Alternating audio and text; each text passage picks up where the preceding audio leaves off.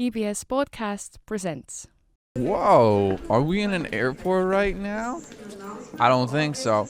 We're in the EBS studio, about to get going and kick off an episode of the EBS podcast, Just Go.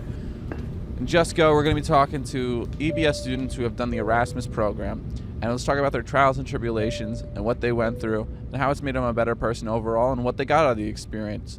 But more importantly, let's stop talking and let's just go. Hi guys, it's Caleb again. Back from the holidays. I've got a bit of a cough, but don't worry, I'm not that sick.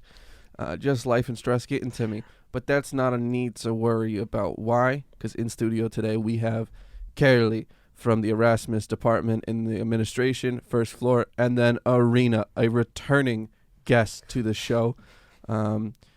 Today's episode is going to be a little bit different than the normal talk of discussion of people's experiences in foreign countries. We're actually going to walk you through some of the procedures and protocols in which you have to follow to apply and go on an Erasmus or your study abroad trip, as well as any questions you may have. So, Kerli, I guess this is the time to open the floor to you. Why do you feel it is a need to help these people go overseas? Well, going abroad has a wide range of benefits. So we have those general ones, like everybody knows about, for example, improving your language skills, getting to know different cultures, also meeting different people, making friends for life. But these are then the general ones, but we have also hidden competencies, we could call them. And these are skills that you develop when you go abroad. For example, problem-solving skills, decision-making, and these are the skills that the employers really, really value. So okay. I think that's why you should go abroad. One question that I've kind of skirted around a couple times, and I like asking. Now, of course, the Erasmus program is completely based on the concept you're going to another school to study, but also living abroad. Do you think that the Erasmus program is better suited for personal growth or educational growth? This is a mix of both, definitely. You will grow personally, develop, because once you go out of your comfort zone, this might sound like a cliche, but it is like this, that you develop outside of your comfort zone. So, but educationally as well, because many of the universities offer something that EBS doesn't. So it definitely makes sense to have both of them. Arina, what was the one thing from your time in Germany that you pulled away, saying I got this strictly because I was in Germany, I could not get it in Estonia? Any other country? Yeah, or any other country you went to, or while your time at EBS? Probably the scale of the overall education they have there. It's very strict. Everything is written to a million rules. Yeah. And you have to follow them. Here you can come to the study department and say, I have an overlap issue, I need to move my exam, and they will walk forward and help you. And there, basically, if you don't show up to the exam at this exact time, date, and room, with your ID, and a million more rules, then it will not work. But this is just one example with exams, but it works on every step of the way. It works this way. So this is new there for me, but it's a good thing because it gives you adaptability skill. Yes. Exactly, and when you return, you value perhaps EBS even more. Yeah. So, correct me if I'm wrong, you did your Erasmus podcast, why do I keep saying podcast? Your Erasmus program prior to the creation of the mobility window or its installation. Yes, we were the last year that went for Erasmus without any mobility window. Mm-hmm. And there were issues with this. Yes. And I feel like we were the last push for the window creation. Okay. So. And it was mainly was it the problems while you were at the school, or your problems returning to the school? Returning to the school. Which were caused by me being there. Okay. Yeah. At that note, then I must ask, because I have not done my Erasmus. I'm obviously not from this country, so this is essentially a 3-year Erasmus for me. What exactly is the mobility window, and how and what was it priorly, and how has it changed to better help students nowadays? Okay, so the mobility window is a special window or semester created for bachelor students. So it's the third semester, and it means that all your courses you're going to take will be recognized once you return to EBS. Okay. So you will not lose any credit points. Yeah. And the others who don't go abroad, the other students, they can do the specialization once the others are abroad studying. Okay. So when it comes to the specialization, you mean a specialization in a specific course here, or here, like marketing and or finance. They're minor. They're minor. Exactly. Okay, Yeah. that makes sense. Has there been any changes since the creation of the mobility window to how you apply for the programs, or is everything still cut and dry the same as it was before? Everything is the same. We see an increase in mobility numbers, which is a good thing. But procedure-wise, we have improved a little.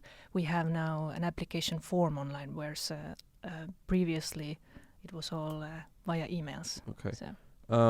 On that note as well, if I remember correctly from reading the website, it was set that you needed to complete 15 credits to receive your scholarship fee, your scholarship from Erasmus, and to be able to attend a university. Is that's still happening, correct?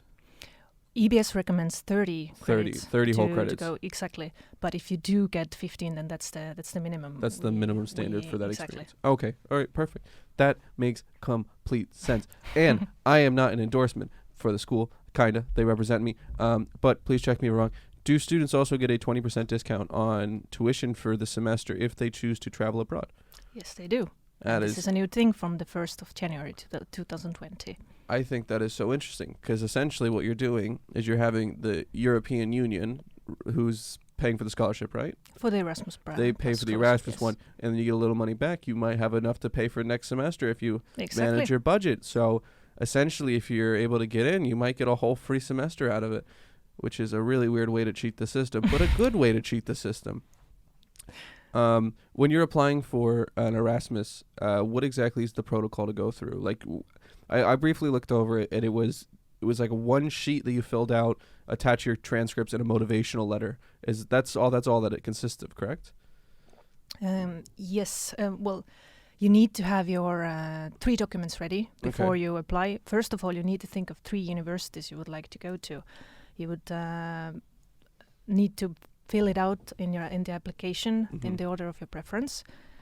And you also needs to have a motivation letter ready, plus a photo and a language certificate. Okay. So an English language certificate. All right. And then you'd go to EBS website under outgoing exchange students and fill in an application form, attach these 3 documents, and you're good to go.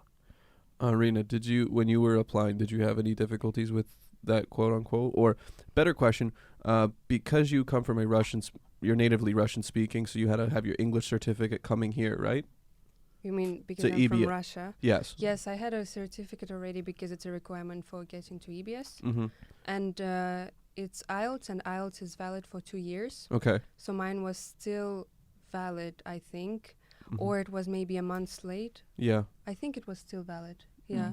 Is the school able to help recognize that? Because you've already allowed the student come. But that's the requirement. IELTS is the requirement. IELTS is the requirement. It's direct document. Yes, EBS generally proves the widely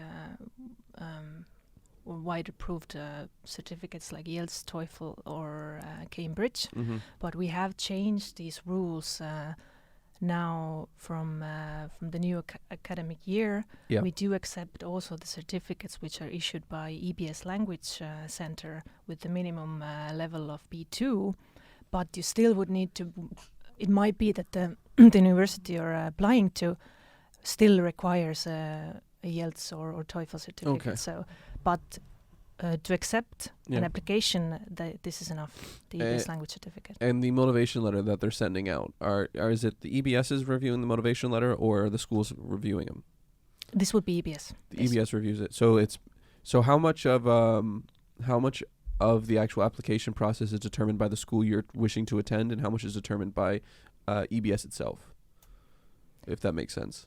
Well, EBS is the one who decides who can go to which university. So we are valuing the motivation letter and the grade point average as well. Okay. And also then the language certificate. And you only select one school per student then? Or do you give them options like here's Austria, here's Germany, pick a German-speaking country? Well, in the application process, Mm-hmm. student needs to pick 3 universities in the order of preference. Yeah. And we, of course, do our best to offer the first choice. Yeah. But it depends on competition. If the competition is very big, then a lot of students want to go to the same university. We can offer the second option then for the second choice. Arina, then, I have a question for you. With your experience applying to Erasmus and applying with EBS to Erasmus, do you think that there's any room for change or improvement on that end that the administration may not currently be looking at or seeing? Actually, I think it was the easiest part. Easiest part. Application. Maybe perhaps it's because I come not from a European country, so everything that I have to apply requires 10 times more effort. But overall, I mean, it's just 3 documents. Yeah. And when you want to go somewhere, 3 documents is really easy. Okay. So I don't think there is a way to improve. I mean, they even give you candies. That's always a bonus. Now, if a student is in the situation where they cannot decide, they've done the research pre-hand on their own, is it possible to book an appointment with you to talk about various locations that they can go to and what the possibilities are available? Yes, of course. Yeah. Although we are waiting from the students that they do some research themselves as well about universities. We have some information about each university, but to go to details that we are expecting from the students to look around as well. But definitely it's possible to book an appointment with me and go through the process if there are questions there. So definitely I could help. I was not aware of this until I started researching it, but Erasmus offers some sort of funding for when you go for like living accommodation and basic needs. Does everyone get that, or is that only for specific people? Do you mean now the regular scholarship for Erasmus? Yes, program? scholarship is a better word to use then. Yeah, exactly. So if you go abroad with the Erasmus Plus program, which is mostly in the European countries, then everybody gets a scholarship. Is it all the same, or is it based upon the cost of living? It's based upon the country you're going to study in. Okay. And they're divided into 3 groups of what the living costs are in the destination. So it's you either get 520 euros a month or 470 euros a month. Okay. Was in Arina, for your time in Germany, was that scholarship enough money to cover all your bills and expenses, or did you save up a pre-advanced? It covered only my rent. Rent. Yeah, but Cologne is an expensive city.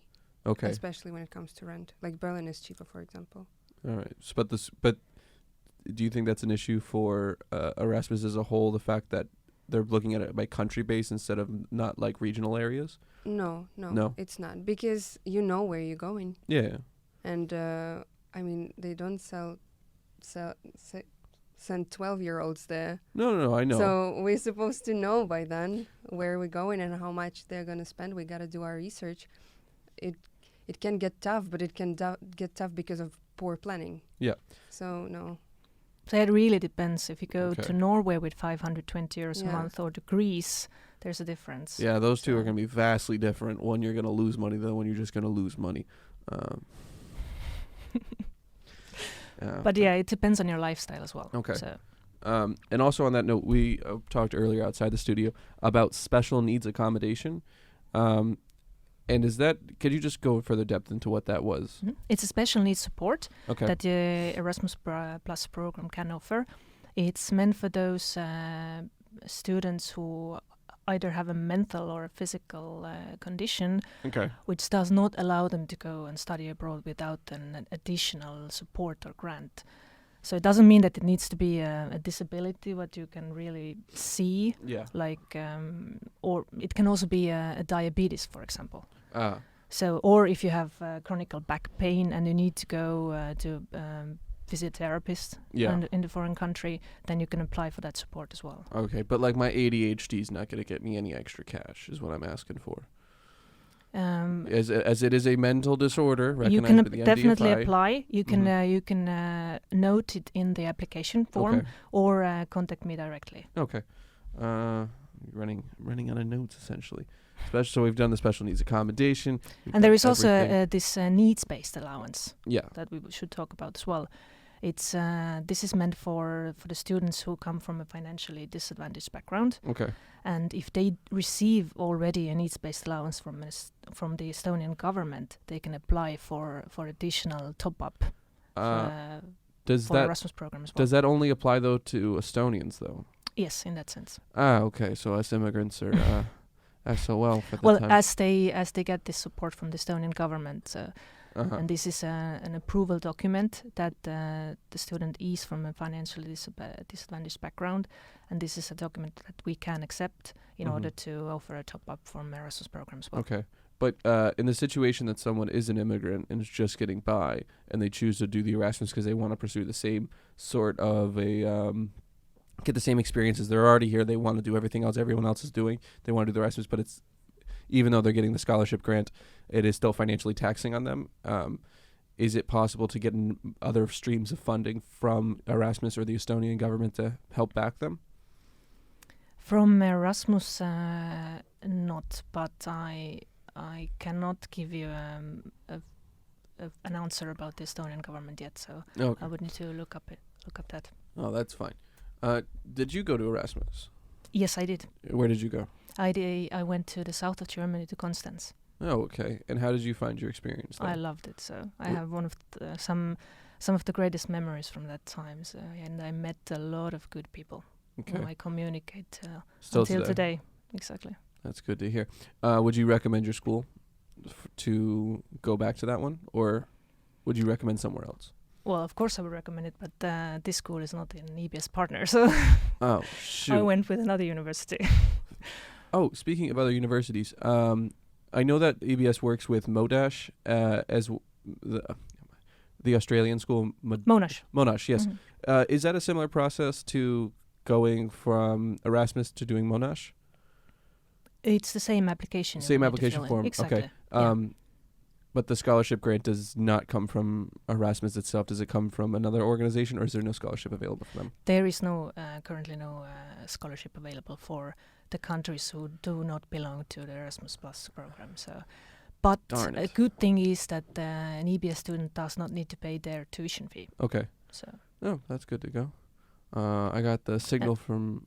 and these universities are really very, very good. So Yeah. it's a good thing to be able to go and study somewhere without paying the tuition fee. Is there a way? I remember when I was in junior high, we started doing our college lectures, and they were pretty much saying that there's some universities that you can, like in Bulgaria, they partner with Harvard in the United States, and you can essentially do 4 years in Harvard and get a whole Harvard degree, but only paying Bulgarian rates. Is that possible to do with Erasmus? No, that is not possible to do with Erasmus. It's only the exchange to studies, so Okay. for maximum 12 months. Okay. I got the signal from Rico. It's about time to wrap up. Do you have any final comments you would like to leave the viewer, or anything that would be the advice to give them for someone who is considered doing or not considering it, and then what they should look at as what they could get out of the experience? Well, I've talked to many people who have been on exchange studies, and I have never heard anyone say that they regret it. So definitely it's an experience that you should do, because when you're already like over 30, for example, then you look back and you wish you had done it. So Yeah. definitely my big recommendation. It's a quality recommendation I would take. Especially now there is a mobility window. Exactly. Just do it EBS has made it really easy for the students to go abroad and come back. and come back as Yeah. well. Would you say that EBS is on the foreground of encouraging all students to attend this program? Of course, yes. With the mobility window and the 20% discount as well. Yeah. I Everything's think good to everybody go. should go who can. Sweet. Arina, do you want to follow up with anything? No. No? It's all good? Yeah. Everything's great. Just do it. Just do it. Just go, Rico. We're just going. All right, guys. Thank you so much for tuning in for this episode, and we will see you in the coming week, I guess. All right. Ciao.